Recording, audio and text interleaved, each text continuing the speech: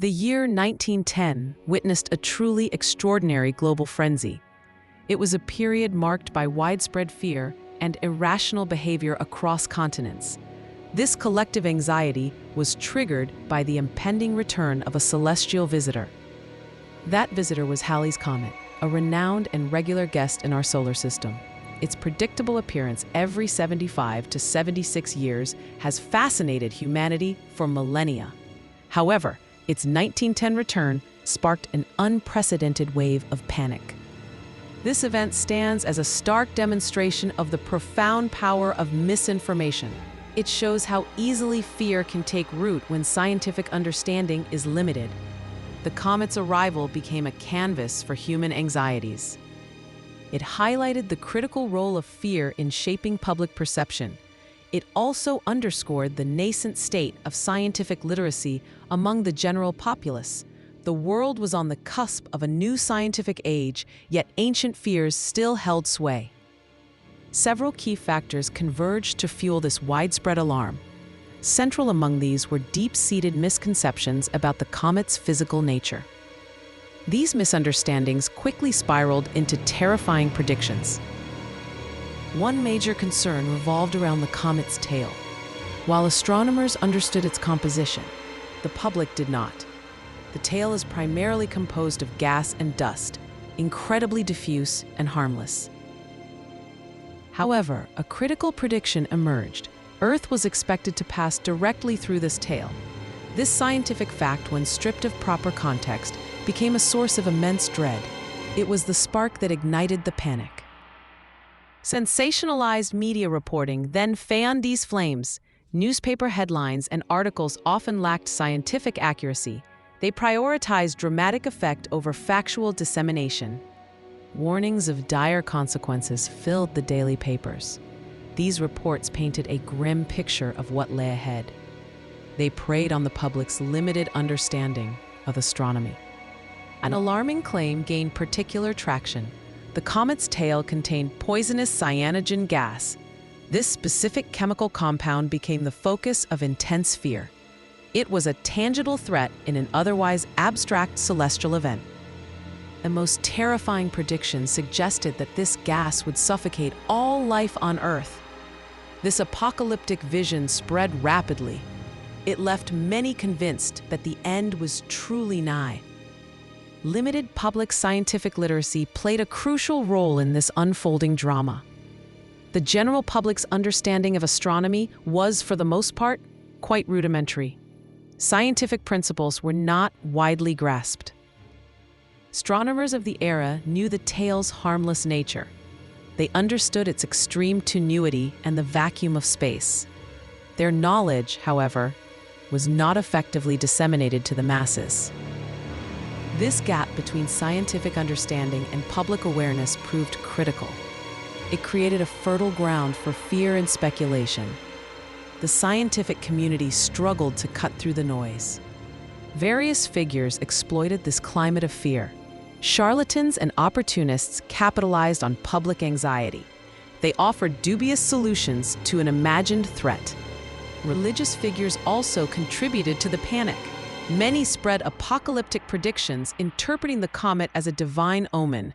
They saw it as a sign of impending judgment. Even some less than reputable scientists contributed to the fear. They either misunderstood the data or deliberately sensationalized their findings. Their voices added a veneer of credibility to the alarm. The public's fear manifested in a variety of protective actions. These behaviors, though irrational, reflected a deep-seated desire for survival. People sought any means to shield themselves. Many individuals began to stockpile oxygen tanks. They believed these would offer protection from the comet's supposed poisonous gases. Homes became makeshift bunkers against the celestial threat. Others went as far as sealing their homes completely. They hoped to create an airtight environment. This was a desperate attempt to prevent the deadly gas from entering. Some people even resorted to wearing gas masks. These were donned in public and private spaces alike. The sight of masked individuals became a common, unsettling spectacle. Commercial exploitation quickly followed. entrepreneurs saw an opportunity in the widespread panic. They marketed products designed to alleviate fear. The selling of comet pills became a lucrative business. These concoctions promised protection from the comet's effects. They were, of course, entirely useless. Other dubious remedies were marketed with similar claims. These ranged from special elixirs to protective charms. The public, desperate for reassurance, often bought into these schemes. All these products claimed to offer protection against the poisonous gas. They preyed on the public's vulnerability and lack of scientific knowledge. It was a dark chapter in consumerism. Religious responses were also profound and widespread. Many religious groups interpreted the comet as a clear sign of the apocalypse. They saw it as a harbinger of the end times. This belief led to mass prayer meetings across communities. People gathered in churches and public spaces. They sought divine intervention against the perceived cosmic threat. Such gatherings fostered a heightened sense of impending doom.